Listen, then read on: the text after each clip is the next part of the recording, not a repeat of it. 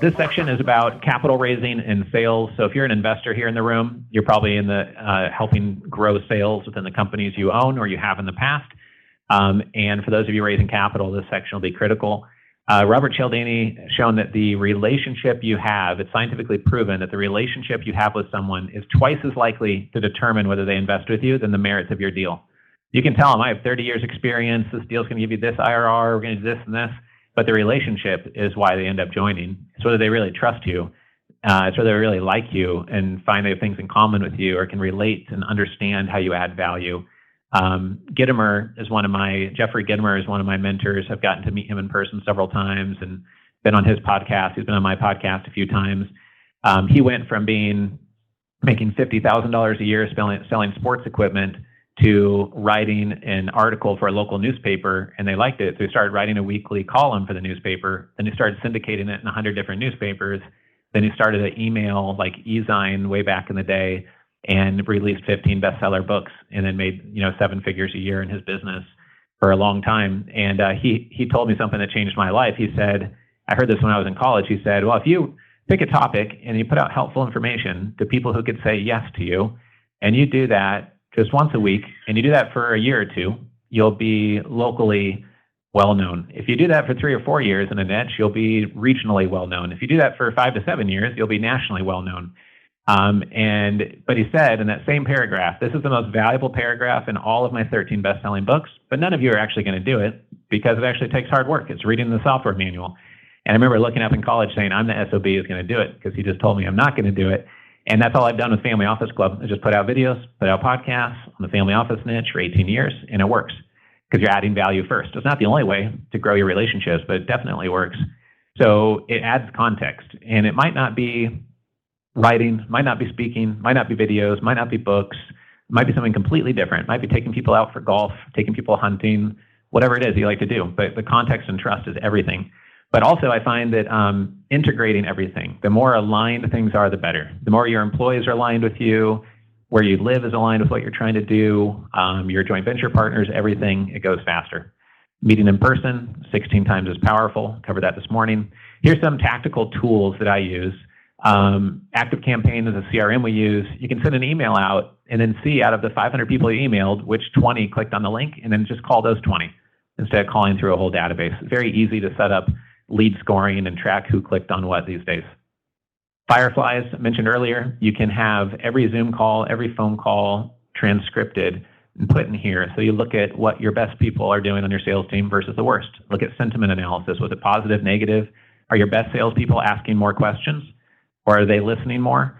Are they using filler words like the word that I just did? And how often are they using filler words? You can also, like right now, we just went through the process yesterday. We got all 500 of the conversations since February 1st that were 10 minutes or longer and downloaded those 500 documents and then found an AI tool that combines documents together. And now we have a transcript, of 7,500 minutes of sales content of my sales team talking to people. And then we can train our Family Office Club Concierge tool on that. So when people ask questions, it's trained on the last 2.5 months of information from the transcripts. So it's good for coaching, it's good for AI tool training internally. A lot of good insights can come from using it. Hubstaff we use for virtual team management.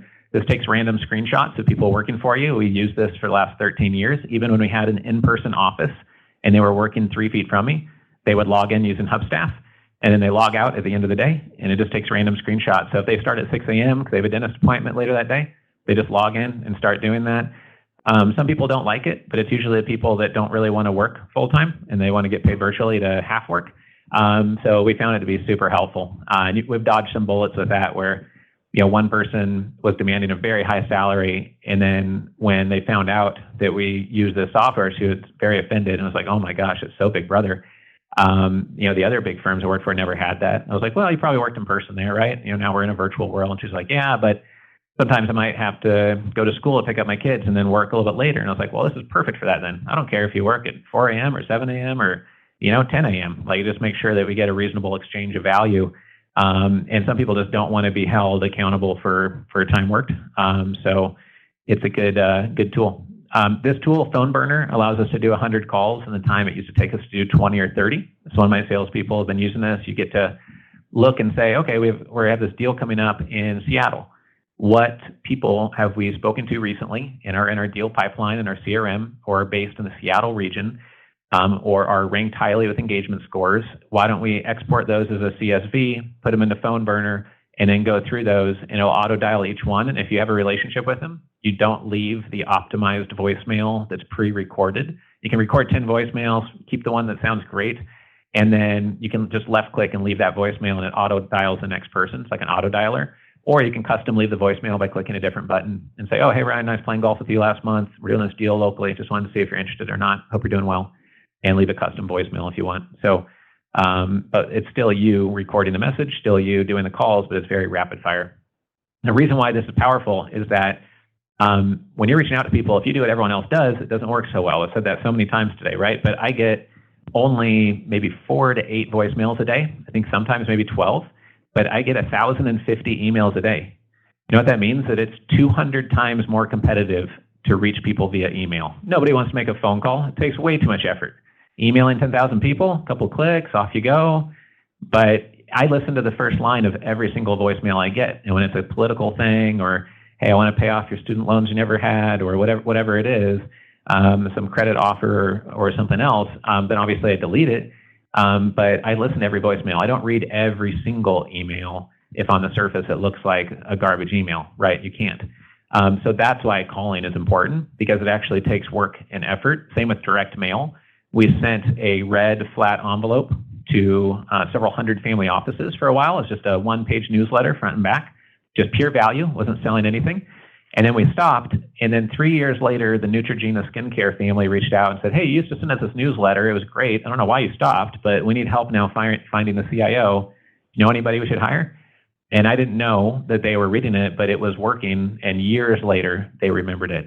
Because if you think about it, 1,000 pieces of mail or 1,000 emails a day, how many value add educational pieces of mail do you get that's not a postcard selling a piece of real estate, or just something that's a pure sales pitch and actually adds value to you and shows up in the direct mail each month? Like 2, 4, 0, 1. It's not 800 a day, right? It's not 800 a year. It's not, it's probably not even 8 a month, right? So direct mail to the top 300, 500 prospects, calls to your top 300, 500. These are things that nobody wants to do. And so it'll probably work. Just like what Dak was saying about being ultra healthy. We use live chat, nothing earth shattering there. This is one of the slides I printed out and put in your workbook, so you don't have to spend time reading it. But the more institutional quality you are, the more you'll be ready for the next size up investor. You might be raising at the largest $500,000 checks right now. You want to start raising $5 million checks? Well, by being more institutional quality, the $100,000 checks will come in faster, because it's going to look even more buttoned up. And then when you find yourself having a cup of coffee with somebody at an investor summit or something like that, it's going to be that much more dialed in for them. And you might land that check a year or two earlier by having your stuff be institutional quality, right? The right one-pager, the right logo, one-liner, concise, clear, unique, compelling, etc. That's why you want to be institutional quality, not get upset if somebody says no, not corner Connie and give her a 15-minute talk on what you're doing when it might be nothing that she could help you with. Just maybe say your one-liner and then be friendly and see how you could add value to Connie versus just going into pitch mode and try to suck her into your vortex. Like institutional quality is like respecting people's time, being concise, friendly, adding value. That's the norm. All right, so here are some quick takeaways on raising capital. Play a unique game to source opportunities first exclusively in a better valuation. Develop a powerful position, leverage choke points, class act wins long-term, ultra healthy, extremely focused, exciting projects only, constantly upgrade your mindset, and remember the power of proximity. That's why we host our events. Remember that tool. And these are the most important 6 things. We're going to do a little poll here in the room. You can do all these 6 things and raise no money. It doesn't mean if you do these 6 things, the money's going to come pouring in. But these are 6 things that almost every single person raising capital, I think, doesn't really get right. And if anybody does want to sit in the back, we've got a few extra chairs up here if you want to come up, but you don't have to. These are the 6 things. We've pretty much flogged this on death, so unique position. Number 2, a one-line capital raising pitch in 1 sentence, 3 data points, a couple reasons why you're compelling, say what you do, why people trust you, work with you, what value you add in a single sentence. Can't be any longer. At our investor summits, we have discussion panels where we rate 1 to 10 one-liners. And this is free exposure for the people who are coming there to meet investors. It's free exposure in front of the whole ballroom. And we'll email 600 people and say, submit your one-liner if you want to say it on stage. We'll get 20 people, maybe, out of 600 that want free exposure on stage for their one-liner. I don't know if it's because other people missed the email. Of course, that's some of it. A lot of people, I think, just don't have a one-liner. And when you see these on stage, usually 5 out of 6 panelists are very polite. There'll be one that jokes around and is a little bit harsh sometimes, some people, but people are pretty polite about the feedback, but they're pretty bad. You'll see like 1 or 2 out of 17 get a good review by all the investors because we'll ask for a one-liner and it'll be a paragraph. We'll ask for a one-liner and it'll say, oh, we buy multifamily real estate. We improve stuff at $10,000 per door and then raise rents and then when we sell it for a higher price. And it's like, well, that's the whole industry.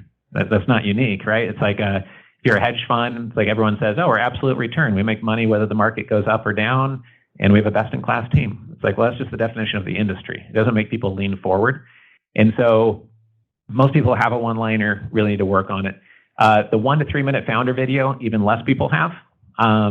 People would rather watch that than see a 44-page pitch deck to de-risk their time a little bit and see, what you're all about. Are you articulate? Are there unique things about you? In the video, you should say your one-liner and maybe walk in through the manufacturing floor and then introduce them to Sarah and John, who are running your manufacturing machine, and then show them the ISO binders on the wall where you label your consumer products for quality control and just kind of show them what you're all about and make it real. Show the oil and gas rig, show the inner workings of your fintech product working in real time, maybe a quick quote or two from someone that's involved in your business who's credible. Most people do not have that. A one-pager, super critical. It should be visual. So when I scan my boarding pass to go on the airplane, by the time I've made it to my airplane seat, I can text my executive assistant and say, yeah, let's set up a meeting, with Sarah for next week to talk about that opportunity. It looks really great. You should be able to look at it, consume it, and get it. The key diagram or key visual in your one-liner should already convince people this is worth looking at. I've never seen anything like that. Or that's exactly what we're looking for, et cetera. A 10 to 15 page pitch deck or 19 to 25 pages if you absolutely can't get it shorter.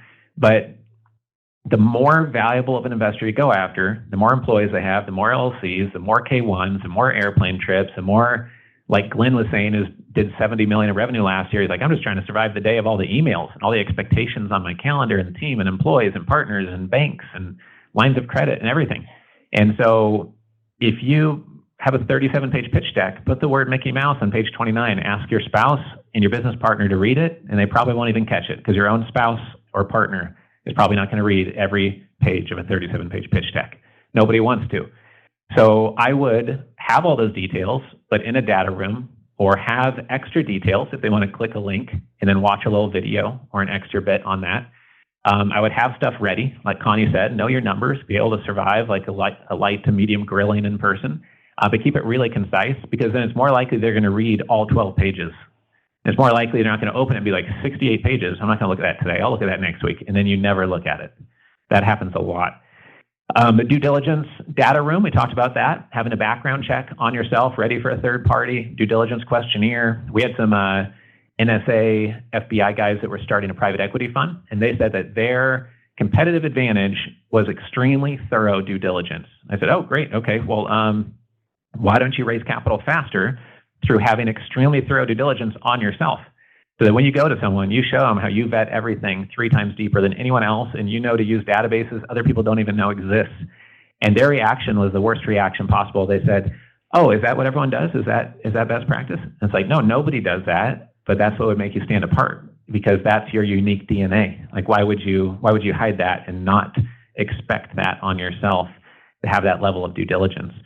So having a master due diligence questionnaire are those 30 questions and answers. You can use Dewey, the AI tool, to help generate that. Having a data room, ask the AI tool what should go in your data room. How many people have all 6 of these things in place right now for raising capital? And it's just my personal preference. You might be like, well, I think 2 of them are dead wrong, so I don't have them. But nobody in the room out of 70 people or 60 people have this in place. And if you talk to investors, they would all love for you to have this in place. It makes their life easier to have all these things, or at least half of them are the ones you want to, right? So None of this is complete rocket science. Okay, editing a video so that the founder video isn't just monotone, you talking to the camera. Yeah, you might want to get someone to help you with the video editing or developing a visual for the one-pagers. But it's not rocket science. One of our membership program options is pitch optimization program. We have a couple members here in the room. We help do your one-pager, your founder video, help you get this stuff in place. That's the pitch optimization program, but like you can do it yourself too. It's not like we hold the keys to this mysterious process. Like we just basically told you everything you need to do it. So if you want help knocking it out swiftly, we can get it done for you in about 45 days after you complete your onboarding survey. So, yes. How important do you think it is for the founder video to be about the founder and their story versus a company kind of overview video? Like we have a 1-minute video just on the technology and the opportunity, but we don't have a founder video. Okay, so the video is on the company and the opportunity, but not the founder. I call it a founder video because it should be the founder saying your one-liner and talking about the company and the opportunity. It shouldn't all be about the founder and how is such a great person and where they went to school and stuff. It should. So I'm glad you asked that. It should be like the founder introducing the company or whoever you want to be the spokesperson, saying your one-liner and then showing tangibly exactly what your company does. And if it's digital, then like literally showing the results from the AI tool showing up or showing the benefit of working together. So great question. Do we have any other questions on this page? Yes. Yeah, quickly. So I'm going to go back to your direct mail. Did you continue on after that? After the 3 years, did you actually go back to direct mail? On the direct mail. We've done more direct mail since then. Like for one of our super summits, we held it in Key Biscayne. So we did postcards in Key Biscayne.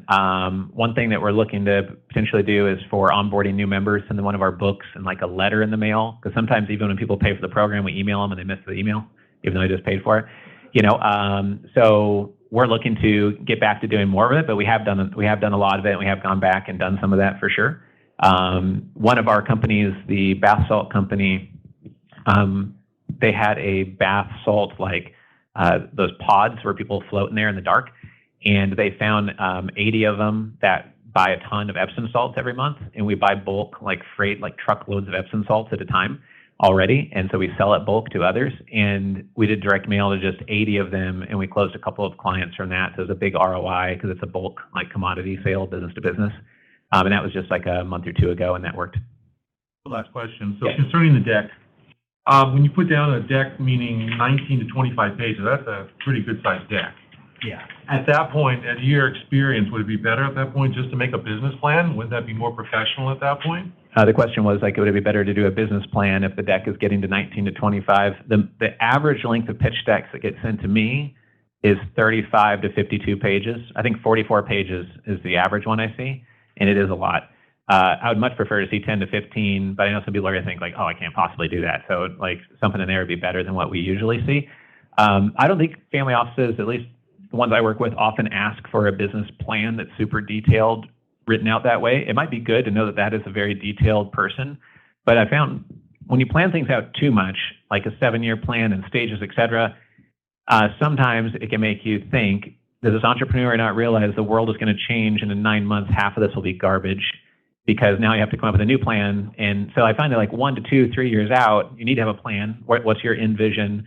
What's your plan right now? And what are the next few steps in front of you? But sometimes people have such a detailed plan for so long in the future, and in 3 months into the business, they feel like, well, yep, that doesn't work at all. We're going to have to go this way instead. So I think in our industry, 95% of people have a pitch deck, a one-pager, a data room, maybe some stuff in their data room that could include a business plan, but they don't really lead with that or use it too much, is what I've found. But maybe in your industry, it's expected, you know? Yeah, pretty low experience on that. And the pitch deck hopefully is very visual, so you can get through it relatively quickly. Lots of business plans, thick paragraphs, SWOT analysis, so that can make it a little bit challenging. Yes? When you're doing a pitch book like that, how do you account for change, like pivoting, something happens? I mean, it's hard to predict. Right. The question is like, how do you account for change when you have a pitch deck? Like, how do you write into the pitch deck different? I mean, one thing is to have different scenarios that are actually realistic. I've never seen even a mediocre pro forma, really. It's kind of like they say the worst case scenario is we 5 times your money or something, to be a little bit extreme. But like, no, the worst case scenario is you don't raise the full round, you never do FDA testing, and now everyone has their money burned. That's the worst case, right? Many times people will say, oh yeah, we've only done 100,000 last year, 400,000, but after we raise this money, we're going to do 20 million and then 80 million, and we're going to be doing 10 million EBITDA just 2 years from now. And I'll tell them, like, 18 years running my club, I've never seen someone go from less than 100K EBITDA to 10 million EBITDA in 2 years. Like, amazing if you do that, but very, very hard to do that. So I would just have realistic, I'd just be genuine, authentic, have realistic assumptions, because people will question your assumptions right away. I remember going to a pitch with my dad for like a dog food company, and I was like in high school and I had no idea what was going on. And my dad was there with a couple other investors, and the person was pitching their dog food company, and they said they were going to capture X% of market share, but it had like 800,000 people they put there. And I was like, yeah, but that means that 80 million people is your market. And the numbers were so far off, it didn't even make sense to like a 14-year-old, So that happens a lot. People just have such bullish things in there that like anyone who's experienced investor is going to be like, they think I'm buying that? Like this, like, looks kind of ridiculous. That's why Brian was joking. It's like, your company is worth nothing right now. So you want to add something, Brian? Yeah, please do. Here's the mic. Look, I know nothing about nothing if it's not venture, but like I've done 300 investments, worked with all of the companies over years, and probably seen 10,000 startups. So early stage startup, I know. The 2 words that I hate most in startup is number 1, MVP. Minimum viable product is the most arrogant term ever. Try doing a minimum viable marriage, or like minimum viable lovemaking. Like, just try and work out what that would look like. It would be awesome. And the other one is pivoting. So it should be a lovable product, not minimum viable. You should never treat your customers like garbage. You treat them like the people that you want them to be in the future, which is the loved commodity, which is transformative, which it has to be. It has to be complete, and it can be simple. You don't have to have lots of things. Words really matter. The second thing is pivoting. Pivoting is, again, if there's like a first and second place of arrogance, it is the word pivot. It's, again, another awful Silicon Valley term that they continue to use to be able to like somehow give the impression that we knew what we were doing at the beginning. When you start a company, you have an idea. It is not implemented. You have no customer validation. Nothing has changed. Your only objective is obsessing over the customer in a way to build something that's going to be transformative for them. It is not pivoting. It is enlightenment. Maybe it's just I just come back from India, but like I'm feeling enlightenment. It's enlightenment. The moment you realize that everything before that moment was screwed up is a beautiful moment, because that is the first moment you start to build. So I'm saying pray for enlightenment. If you don't get it, you've got a 5% product. And to Richard's point, we know that every single product that we see at the beginning, if it becomes great, it will be 180 to 270 degrees different from where it started, because that entrepreneur is open to being enlightened, and then they will test and optimize and scale. That was great. Thank you, Brian. Yeah, I think sometimes in a Shark Tank they say, yeah, we get it that you raised at an $8 million valuation from your neighbors and your mother-in-law, but welcome to the Shark Tank. We're here to add strategic value, and Mr. Wonderful will call it poo-poo on a stick, and you should take it behind the barn because he thinks it's nothing, like you were talking about many times, right? So, yeah, interesting. I think if you add strategic value, it totally changes what your valuation should be. Was there one more question in the back somewhere? No? Oh, yeah, go ahead. Brian's point, in my experience, it depends on who you're talking to, right? Which is that sometimes when you're trying to get the early stage investors in, if you don't talk about pivots, right? And if you say it the way Brian said it, Brian's an experienced VC, right? So if you say that to anybody else, I really didn't know what the hell I was doing before I got to like version 3, right? You're not going to get there. I see. So saying like sometimes the audience, if you don't talk about being open to pivoting or having pivoted, it sometimes can make people worry. I mean, one thing that we've learned about the one-liner exercise and rating them on stage, the one-liner that's dialed in for Dat and Dat thinks is amazing because he spent 20,000 hours on dentistry. You can say completely different words and lingo and totally different words that would suck Dat in or would turn him off, like Brian. And Brian has spent 20,000 hours on venture capital deals and looking at 10,000 deals. So some words, he hears it, and he's just like, oh, it makes his hair stand up. And some other investors never even heard the term in their life. And someone else thinks like, oh, yeah, that's cool. He's going to pivot. So it's like the one-liner and the words you use have to be dialed into your demographic. Like, do they even understand those words? Do they even understand, what an LPGP structure is, or even understand some of the lingo of the space? It totally changes based on the investor avatar. Any questions on this slide? Anything else? All right, we're going to through this last section. Our next guest speaker is on their way here, and then we're also going to do a group exercise with the page 17 worksheet. So if there's anything from the last section on capital raising, anything from this checklist that you need to get in place, which based out of the fact that nobody raised their hand, hopefully there's one of these that you agree, okay, great. Yeah, that probably would help me if I had, one of those things in place at least. Then maybe write that down on your worksheet, and then you can start working to get that in place real quick. All right. 17 and 15. 15 today. Oh, okay. I thought it was 17 in the last city, so that's interesting. So page 15. Thank you. All right, this section is on being high velocity. Speed is the ultimate weapon in business, is what Elon says. So moving quickly, huge advantage versus not for so many reasons. One way to move faster is I was in the Boy Scouts. I was an Eagle Scout. My dad was an Eagle Scout, and this is the Scout law. And one thing I've realized is that if you figure out what the law is of your company and who should be in your circle of trust, then you can more quickly figure out who the outlaws are so you can get them outside of your town, and just not work with outlaws. And then the more quick you do that, the faster things go, and then the better life is. We talked about that earlier. So LastPass is something I use. There's a ton of password lockers out there. A lot of them have had very public hacks because I guess the hackers figure hacking a password locker is probably a good use of their time, unfortunately. But I use LastPass. It saves me a ton of time. So if you're not using a password locker yet, maybe do your own research on which one's most secure, but that's one I like. Executive assistants. I find a lot of families that are worth, I'll talk to an investor worth 20, 50, $100 million, and they don't have an executive assistant. You should have a high power executive assistant. If you're an investor, if you are managing more than $50, $100 million in capital, if you're doing more than $2, $3 million in revenue, you should have a very high power executive assistant who can move quick, won't get burnt out. And lots of times, when you're starting out, you can only pay people so much. But lots of times I find if you pay someone $60,000 instead of $40,000 or $50 instead of $30 plus upside, et cetera, you can get double the productivity if you're not being cheap about it. It's an investment, not a cost, to get the right people. But they could be helping you with filling out paperwork, regulatory follow-up. We once spoke at a conference in Liechtenstein. A member of the royal family was down the table. And then afterwards, the next day, that was back when I still drank wine, we went to the winery in downtown Liechtenstein, and we liked the wine. And we're like, oh, we'll take a case home with us. Where can we buy this in the United States? I said, oh, we can't because the people who were importing it for us stopped importing it. And we have some distribution connections, but we can't import it because those are separated in the U.S. And we said, oh, okay, well, my secretary will fill out some paperwork for you. So they filled it out. We became a federal liquor wine importer for the royal family of Liechtenstein and imported pallets of wine for a $10 billion family that owns around the country. And it might have cost me $2,000 to do a favor to a family like that. That's an example of adding value up front and just using my executive assistant to do it. It didn't take any of my time. And it cost less than the trip out to Liechtenstein.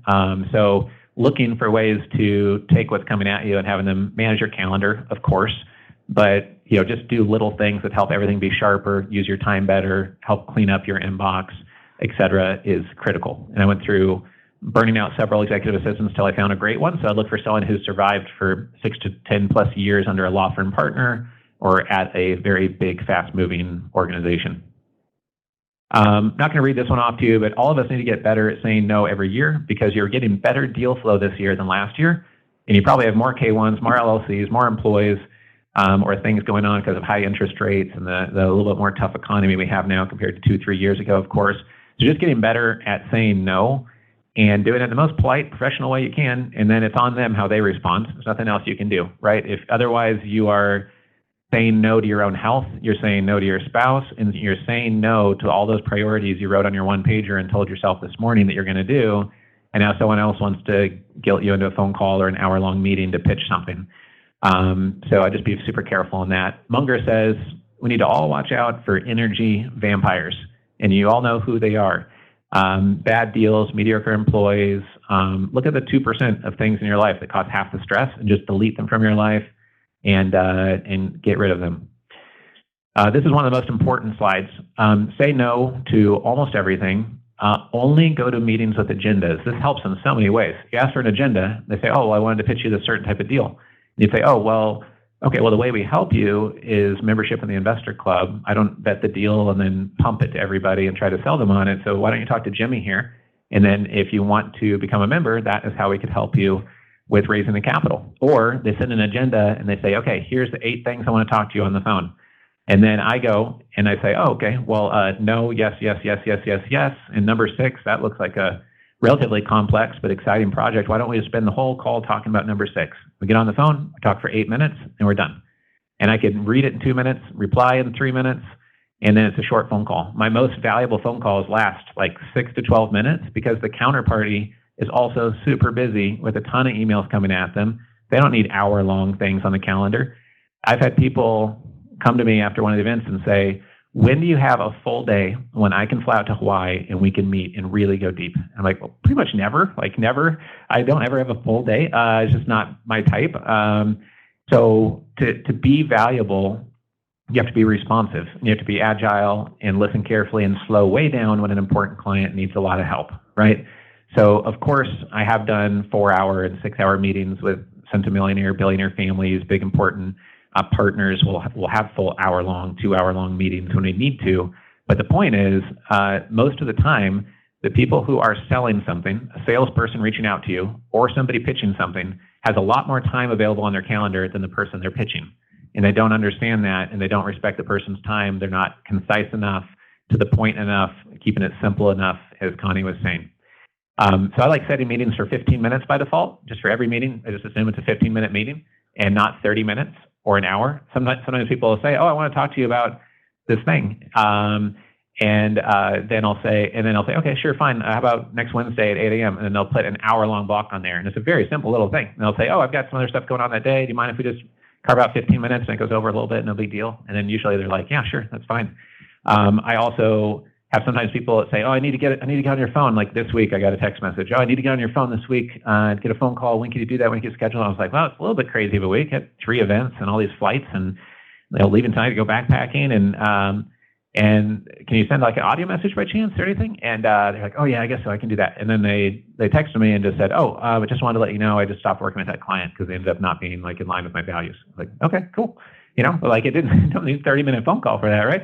And so that's just something that it sometimes can come off as like some people at our first event this week in Dallas was like, oh yeah, but I thought that, developing relationships was the core of raising capital. Yeah, it is, but it's your responsibility to add value to the other party, to be a contributor, and just realize that the flow and the fire hose of things coming at a lot of investors and family offices is so intense that almost nobody is going to say yes to just meeting to catch up for an hour or to pick your brain or to brainstorm, in my experience. A lot of the family offices that speak at our events and were at our event earlier this week, we're saying the exact same thing. Just the time pressure on them is great, so you have to be super concise and make sure it's productive, right?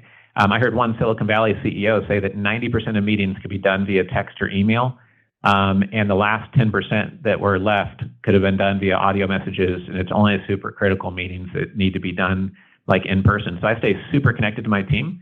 I've sent several 100,000 Slack messages on there. Every week I send hundreds of audio messages. Jimmy and Jennifer hear from me an audio message all the time. They can hear my tone of voice. They know what I'm thinking. I over-communicate sometimes an audio message. I try to. We're virtual, so sometimes I have to really try to.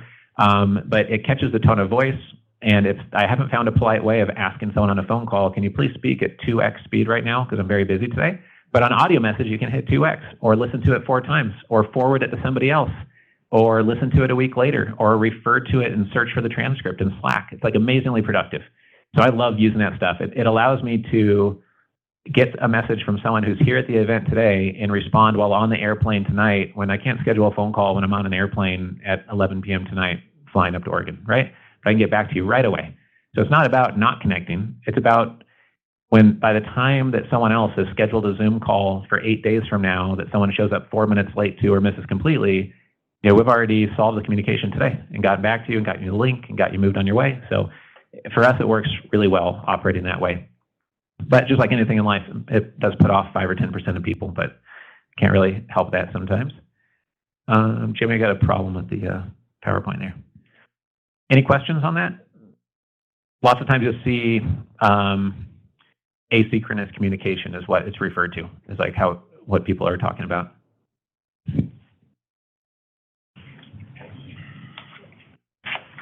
All right, so I already mentioned there's 2 types of pain, short-term, long-term. You decide which type of pain you want when it comes to ending something that's not working. Tony Robbins said when I interviewed him for billionaires.com that there are 2 ways to operate, owner mode and operator mode. And he said when he was in operator mode, he worked harder at 10 million in revenue than he does now with hundreds of millions in revenue and 110 companies that he's an owner in, because now he's in owner mode. And so there's all different forms. Actually, I first designed this slide when I was speaking at one of the dental investor clubs where I met Dat. And I was telling the dentist in the room, like, look, this is operator mode. You're a dentist. You're working as a W-2 dentist. Then you're an owner, but you really just bought yourself a job at the beginning. Then you start being an owner. Then you could be an investor in other dental platforms like Dat can now because he sold his practice and he's freed up. Then you're a strategic dental investor and people send you deals first. You get better valuations, exclusive access. You sit on the board. Then you might get joint venture equity and other exciting things might happen. That's the evolution of working in a business to on a business to working on your businesses, and that is how family offices operate. I've hired over 100 people on Upwork.com. We're probably closer to $1 million spent there now. We have 4 full-time employees in the Philippines. We have 3 in Colombia. They help us run that private equity deal origination process. They help me email every billionaire on planet Earth several times to get the interviews done. They help us with getting things done in a very thorough, systematic way. So I have to architect it, and then they carry out all of the hundreds of hours of work to get it done. So a lot of lessons learned on what to do and not do with virtual help in case anyone needs that. For me, I find it's most productive to get up early, knock out all my work, and then a lot of times people say, oh, well, if you're working all the time, like, didn't you say being healthy is important? Didn't you say, like, being happy is important? Like, sounds like you're just workaholic, Richard. It's like, yeah, pretty much am. That's why I married my wife, who's much more relaxed and social. But I put some rules around it. So basically, I get up really early because I'm out in the middle of the ocean, like perfect place for an introvert to live. It's like the most remote island chain in the world. And I get up early and then start working at like 4 a.m. And then I am taking a break for breakfast with the kids. And I get ready for school. And then I'm done with my work by 1 p.m. or so. I've worked 8-9 hours. And then I get my workout done. And when the kids pull in the driveway at 3:30, like, I'm free. Or I can go get them from school. And then that works out well for me in my schedule. I did just about the exact same thing when I was in Arizona. Maybe started at 4:45, 5 more often. But it's massively productive for me as a CEO business owner because I get going usually when it's more quiet and the house is quiet, Slack channels can be quiet, et cetera, and it helps. The other rules I've set up that's been helpful for me getting more done is on the weekends, I only work from like 4 to 7 a.m. or 4:30 to 7:30 a.m. in the morning before anyone in the house is awake. They're unconscious. They don't really care that you're working. And then they wake up, they have breakfast, and we have a fun weekend together. I do no client dinners the whole year. I don't drink alcohol, so I don't really want to watch other people enjoy wine for 3 hours. And my brain doesn't work too well after 4 p.m. If I gotten up early in the morning. So I know a lot of you are like this too, so it's nothing earth-shattering, but those rules around how to not make it invade family time, I think is probably important and the main point there. David Rubenstein is a billionaire, and he's written several books, and he talks about fast moving and always being quick, agile, right on top of things. He said he'll get an email, and he's at like a MLB game right behind the dugout on national TV, and his assistant will see an email go and hit the inbox of like 5 different like $100 billion plus private equity firms are all copied on this one email from like a pension fund or someone. Like, does anyone have access to shares of this? Or can anyone get us into a infrastructure deal here? And he said that he'll see David get an alert on his phone or pull out his phone, check it, reply back. And before anyone else has replied, he's like, yep, we do. Here's the details. My assistant will set up the call for you Monday morning, 7 a.m. And he's responded almost instantly. And everyone else takes a day to 5 days to reply. And he said because of that, David changes the whole direction of a conversation. And now other people have not even had a chance to reply yet, and he's on top of it. And it's because he loves what he does. When they show a slide of the Home Depot founders later, they see it as an exciting adventure. Other people might be like, oh, they work so much. Like, well, if you only work on exciting exponential things, then like you enjoy the work, and get rid of the stressful parts of it. So that's why exciting only is important. Which was my next slide. Some of the billionaire time rules I've seen is just to have the expectation of excellence around you. Anything less than excellent is not good, not acceptable. Ruthlessly prioritize your time, and say no to just about everything that's coming at you. I brought a copy of this book. If anyone wants it from today, I'd rather not have to fly home with it, but I just wrote this as a core value for my employees. We don't really sell it, but it's basically, and I can send the PDF to anyone else who wants it, but essentially, the speed of implementation is something I got from listening to 7 or 8 decamillionaires at one Eben Pagan event. And all the decamillionaires gave hour-long talks, but they only said one thing in common, and that was speed of implementation was key. So you learn, you put it in place, you learn something else, you put it in place, and you learn faster. So you might not know when your breakthrough progress will be, but if you know these are the first 3 steps, and you have to execute on those as fast as you can, because you learn, and like Sun Tzu says, that opportunities multiply as they're seized. And by getting those things done, the next thing unfolds. So it's something that we really teach every new employee that comes into our company, and is really core to who we are as a organization. All right, we're going to break things up now and do a little small group exercise. So I'd like you to, when we're done with this, help me come back to the room. We'll dim the lights and everything, come back. But we're going to take 20 minutes to do some networking by introducing yourself and just saying kind of like your one-liner, basically, who you are, what you're most excited about. And then look at page, I guess it's 15. I've been saying 17 all day, your worksheet, and then share the number one thing that you put a star next to on your worksheet that you're going to for sure implement. What was the 1 to 3 things were most impactful, and then switch and go to the other person. And then if you can get in groups of 2 or 3 people if you want, give you a chance to get a drink of water, stretch your legs, use the restroom, and we'll come back here just about 15 minutes or so and get back to the last couple pieces of content, our last guest speaker. So introduce yourself to someone you did not come here with today. You don't need to meet, you don't need to chat with the person you can always chat with. And then just talk for 3-4 minutes each, switch, and then we'll come back here soon. Thanks, everyone. All right, if everyone can quiet down a little bit, Keith is about to share his number one insight from today. There you go, Keith. Hello, everyone. My number one takeaway is 16 times. Being in front of someone. I'm in death care, guys, for 37 years. So I'm in front of people every single day. I don't have a choice. Even during COVID, we didn't have a choice. Not only being an essential worker, we're very specialized. So being in front of somebody, belly to belly, that 16 times is what stood out to me because it's so valuable. My one-liner is we deal with end-of-life matters because end-of-life matters. Can't get any better than that. Great, thank you. Thank you, Keith. That's great. We had at our AI mastermind, we had the founder of $1 billion plus real estate platform. He's run it for 33 years now. And there's someone in the room saying like, well, basically you can use AI. You don't need to go and visit the property before you buy it. And he says, trust me, like I don't care how good AI gets, we'll use tons of AI. But I'm always going to walk the property with the person and have them point to things as we walk around and know that they know it cold. If I'm giving them $100 million, we're going to walk the property in person. And he said, go ahead and try it with AI if you want to, but like, I'm not doing it. And like, his name is John plus AI. I would bet on all day long versus just AI, no matter how advanced AI gets in the next 5-10 years. Another volunteer. Number one takeaway from the day. Yeah, I'll walk the mic over to you real quick. Truth for the life.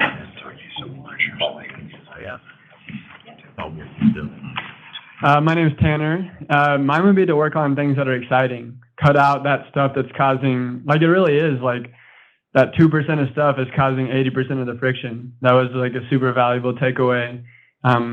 We are ending a 5-year partnership with our third partner, and now my brother and I are going full steam ahead and creating a more scalable capital stack. And we get to reimagine and redesign how we live in our business. Like Dad talked about, just the freedom of designing out your own company to be exactly what you want. That little sandbox image just comes to mind for you with the kids in the sandbox, owning your niche. Just work on what's exciting. That's passion will fuel everything. Awesome. Great. Yeah, great example. Yeah, we had a training business I helped my wife and I start maybe like almost 20 years ago now, 18 years ago. and it was making, 50,000 a year in revenue out of 6 million plus a year in revenue, and it was taking like 10% of the team's time, and it was making like 0.1% of our revenue or something, a small percentage. So we just said, like, you know what, let's just sell this thing. We just sold it for like a relatively cheap price to get out of it, and then it just freed up our time to focus on what was better. So Michael, you've been to like 20 of our events. So what was your number one takeaway after hearing a lot of this a lot of times? I'm just reminded of how important AI is. So your plugins you've done with AI is right in my wheelhouse, but not just my wheelhouse, but this wealth velocity network that I'm building with you, really valuable, immensely valuable for all those individuals. So it's kind of like, I don't know if I think it's the proper analogy, right? They're figuring out how to do this for the first time. Well, now they get to be paired with your tools, and they have literally like the aggregation of all this knowledge custom tailored for them. So I'm pretty pumped about it. So personally, I just want to use those very, very regularly. Great. Yeah, thanks for sharing. I mean, capital is like electricity too, but the problem is you come to an event like this and you might meet a lot of investors who have capital, but you have to meet in person, build trust, educate, follow up before the dollars actually get wired over for a deal.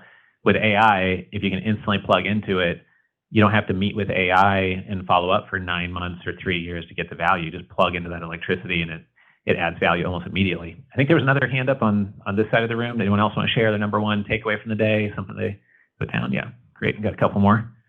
Hopefully something that someone else says you missed or could be reminded of. Thank you. Hi, I'm Eric Runge, and I run Veritas Wealth Management. My one-liner is that I provide access to custom-tailored Bitcoin portfolios with risk-mitigated downside and asymmetric upside for accredited investors, family offices looking to deploy $1 million or more in capital. My takeaway is a rebrand, because my firm name sounds really cool to me, Veritas Wealth Management, but it's right out of the book of a cool-sounding Latin term that nobody knows what the heck it means. So I'm leaning heavily into the idea of rebranding after just today to Veritas Bitcoin Strategies. So that's my one takeaway, is rebranding can be powerful. It's a little spooky, and I was really uncomfortable with it when you first said it, but then my friends here said that they thought it sounded cool, so that gave me a little more emotional support. Yeah. Yeah, sometimes the trade-off is sometimes the practical name that says exactly what you're doing might sound a little bit clunkier than Veritas Capital, but like hopefully you can go through 30 options and then find one that's a good compromise. But I'd rather have a name that's slightly long-sounding, and when you tell it to people, they say like, oh, isn't that like a little bit long? It's like, yeah, but people know exactly what I do, and they're more likely to come in, like Strategic Dry Cleaner Capital. Long capital. It's long. It sounds like a sentence, not even a brand name, but I guarantee you I'll source more deals than, Wilson Capital. So Jeff, add something. Jeff Holland. My takeaway was somebody said something about MVP. I've been trained to say MVP a lot, me with my MVP, so now I'm like, okay, got it. I got to be a little more mindful of my verbiage, dealing with high-level transactions. Sure. And don't forget pivot.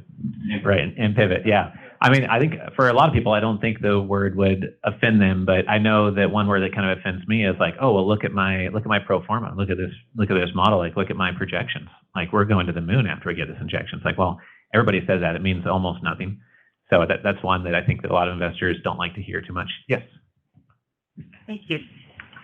I'm Madeline Tapia. My company is Alternacing Without Borders. We provide banking services through an app for immigrants who are not able to get banking services. And since we're cross-border, we have banks in other countries. If they have family abroad that don't have banking services, through their app, they can help them get a bank account. Now they have a safe and easy, convenient way to send money home. Awesome. What was your number one takeaway from today? Really, it was shortening the calls.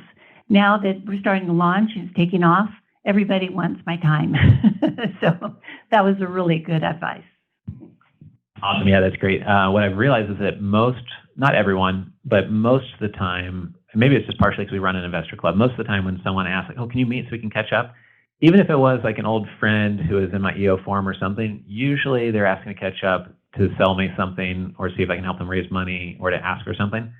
So that's why having the agenda, sometimes you can dodge some bullets like Neo just by asking what they want to talk about, how simple that is. I think there's a couple more hands.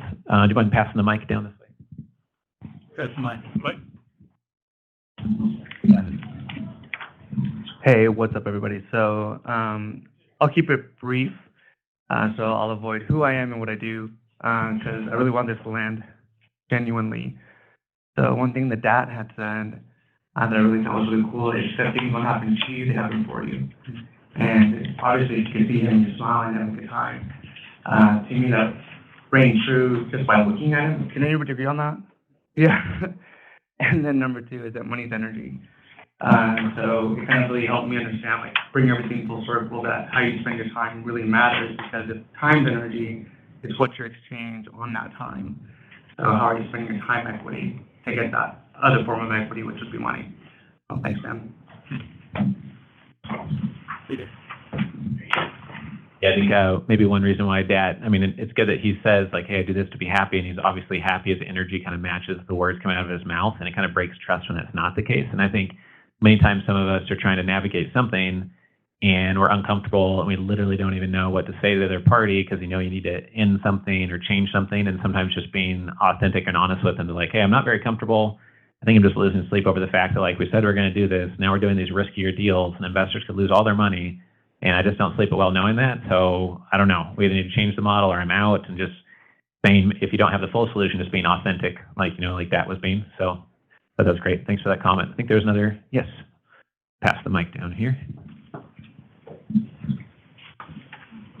My name is Ehsan, and we are a hedge fund based in the Bay Area.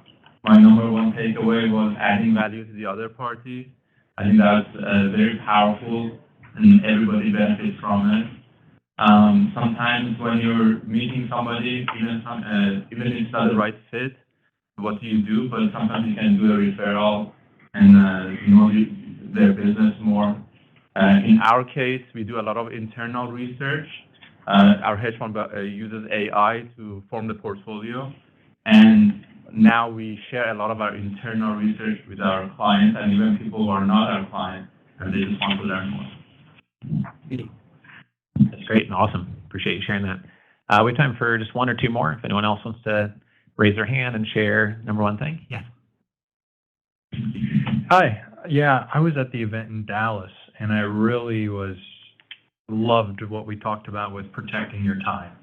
And we had a little bit more of a discussion there around that, but just shortening even like the Calendly link that we offer to folks to schedule time with us from 30 minutes down to like 8 minutes or 15 minutes, because we should be able to hammer some of this stuff out before the call. And that was just a very simple, actionable item that if I could cut 2 to 3 calls in half each day, it's going to force us all to get right to it when we get on. It's kind of how I operate anyway. So just being more protective of the time and trying to use those tools to help you do it in a structured way. Cool. Yeah. Awesome. Yeah, appreciate you sharing that. I think that if you're approaching business owners and big investors, then they're more likely to agree to a meeting if you say, hey, do you just have 5 minutes for a quick cup of coffee, or 15 minutes? We'll probably only need 5 minutes. And then that cuts everything down. We had Michael Guthrie has spoken at some of our events, and he's scaled his business with his wife over 30 years and had an exit recently. And they did a fireside chat with me at the last summit. And he says that what he does is he'll think of someone he wants to do a joint venture with or connect with, and he'll just record like a little 2-minute video and be like, hey, Sarah, I was thinking about you because we're doing this. I don't know if you want to be part of that opportunity. Here's some of the details.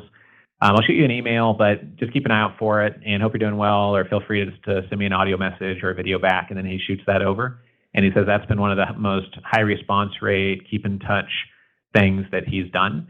And then we had another person who's raised $100 million speak at our CapitalCon event. That's where everyone on stage has raised $100 million or more. And he says that he creates a little video of him, a little whiteboard illustration of the process, and then he gets the link from Dropbox, and then he'll send that to himself, like on WhatsApp or Slack on his phone, and then copy paste that link into like a text message to somebody, and then the video preview will pop up on their phone, and they can just see the little 1-minute video about what you want to connect about, because he already knows that person, so it's not strange to randomly text them that video. It's just kind of reviving a past relationship. So I thought that was helpful. Any last comments on a number one takeaway, something powerful? Yeah, I'll bring the mic over for you. That I got out of this. Great. I hope you don't mind, but know your numbers, have a 20-year view, seek advice, don't over leverage, trust your gut. If it sounds too good to be true, it probably is. Due diligence is key. Know your weaknesses and keep on learning. Thank you. Appreciate that. So I'd encourage you to practice speed of implementation by, on your Uber or airplane ride home, just to write out an email to your assistant, say, hey, we're going to do these 3 things, or write an email to yourself, or put a reminder in your calendar, or take action on the top 1 to 3 things just to get things moving and get them going as soon as possible. Let me see here, what time, 3:02. Okay, cool. So this is the last big mental model I wanted to transfer over to you guys. This is something that once I realized every big jump in my life was from following this mental model, and I'd never heard someone explain it in this way. So hopefully it's helpful to 5 or 10 of you here in the room. It does combine a couple of ideas we talked about earlier today in a different way, though. So a brute force attack is when someone tries 1,000 different times to guess your passwords, and if they guess it, then bad things happen, right? Or the server goes down and it disables the website, et cetera. But it's basically trying a whole bunch of different combinations until you find something that works. And what I found in business is that it does take trying a lot of different combinations, but if you scatter your energy across a whole bunch of different areas, it doesn't really help to have all those experiments. It needs to all be within a niche or a sandbox you're trying to build in over 5, 10, 20 years. And a lot of the ideas we talk about, people don't want to do if they're not quite sure about their position or a position they want to obtain. Because if you know that no matter how much hard work it took, if you could make, like for any example, if we can make billionaires.com the number 1 most helpful website on billionaires in the world, I don't know what will happen, but a bunch of unpredictable good things will happen. So I'm very motivated to do that. If we have the best AI tool set in the world for investor clubs, good things will happen. So I'm very motivated. So you need that type of motivation to do a lot of the stuff we talked about today, or you just won't want to do the work or read the manual, as Cuban would say. And so what I found is you have to have the mindset of that, knowing your destination, trying lots of combinations, and then reciprocation is a psychology of influence principle of helping someone, and then they help you in return because now they're thankful and you added value first. That's reciprocation. So if you can do mass reciprocation, a whole bunch of good stuff happens. You send an email out and provides a whole bunch of value, then people like that and are most likely to talk about you and do things that could be helpful to you. And so if you, at each iteration and experiment, are trying to add value first through hosting a live event or creating an infographic or creating a podcast or a YouTube video, or even when you engage someone in a sales process, they walk away and they got some insights on what they should ask another death care provider, even if they don't hire you. They're like, oh, I wouldn't even thought to ask for that. That seems like a big hidden cost. I'm like forced to buy the coffin here and it starts at $12K. Like I thought it was just the service I was buying. Stuff like that, right? And so people don't know what they don't know. So if you do that and you're always experimenting with different ways to add value first, then whatever works, you keep what works, and then you drop what doesn't. And over time, you build up legs to your table, and it gives you that momentum. So this is related to choke points. It's related to constant learning. And I first learned this by accident by calling every computer company in the yellow pages when I was in high school, and only one called me back, and he gave me a job making websites in HTML for Indian business owners. I was like, oh, can't believe that actually worked. It was the first time I ever cold called all the computer companies in the yellow pages, and I was like 16 or something. And then when I got out of college at Oregon State University, I found out that OSU grads make an average $32,000 a year. It's not exactly Harvard for my undergrad. That didn't sound too exciting. So I went to the Portland, Oregon Chamber of Commerce, cold called everybody, and tried to meet them for coffee and breakfast. Like 4 people took me up on it. They're nice enough to. And one was an alum of Oregon State, and she said, oh, yeah, it was great meeting you. You seemed great, but you need 7 years experience. You have to have your CPA. So I'm sorry. And I turned no into a yes by changing the structure of the deal. I said, I'll work for free. Fire me in the first hour if I'm horrible, and I'll figure this out. I could do it. I'll work for free. And she said, let me think about it. And then she came back and said, well, I feel bad having you work for free, but we pay everyone else $80 to $120 an hour. So why don't we pay you $40 an hour? And then we'll see if it works out, but no guarantees. And so I got there. It worked out. I worked 80 hours a week my first year out of school. and made six figures my first year out of my undergrad at Oregon State. And I was like, how did that happen? That's weird. And then with the blog, we saw we were getting hits to the website every day, 100 hits a day. I said, why are we getting these hits? Oh, we're ranking on Google? How's that work? And read SEO books by Perry Marshall and basically saw like, oh, okay, there's like 500 keywords on family offices and capital raising. People search for them. We can rank for them. So I made a spreadsheet and I wrote 2 blog posts on all 500 keywords and wrote 1,000 blog posts. And I'd post 5, 10 blog posts per day, figured out the 30 things that gets a website to rank, and our site started getting 1,000, 3,000, 5,000 hits a day in Google traffic. And then we bought familyoffices.com. This strategy is the private equity deal origination strategy, basically, right? Reach out to those business owners, add value first by saying, hey, I sold my business in your niche. I don't know if I could add value or invest, but if you're interested, I'm local. Get a cup of coffee real quick or jump on a 5-minute call. It's what we're doing with, our YouTube channel. It's what we're doing with billionaires.com. We offer to buy 500 copies of a book written by a billionaire. Our real motivation is just to interview them, but they're likely to reply to an email that says, can I buy your book wholesale? And then their executive assistant replies to me. Like, oh, by the way, do you mind if I just add some context at the event by interviewing him via email real quick or on Zoom, or just a trick to get one of the 100 interviews done. Same with finding, I got Tony Robbins because at one of my events, I said, hey, if anyone knows Tony Robbins, love to interview him one day. And then a tech CEO came over and said, oh, Tony's on my board. I talk to him like twice a week. Let's text him right now. I texted him. I sent over my audio messages right there during the conference in Beverly Hills, and Tony replied back an hour later with all the answers, and the interview is up on the website a couple of days later. But it was because he wanted to help the company CEO he was on the board of. So then we started looking at how do we get to company CEOs that are owned by billionaires. Now they want to help me because I'm helping their company CEO. And it's just trying all these different things to do something that's hard in leapfrog. So a lot of times millennials and younger get criticized. They're like, oh, they always want to jump the steps. No one wants to do the entry-level stuff. They expect all this stuff right out of school. But I think there's nothing wrong with expecting a lot, but you have to be willing to do the work that nobody else wants to do, which is what Dad was talking about. If you're willing to work your butt off consistently in one area, then you can skip some of the steps. But you do it in a way that adds value first, not detracts value.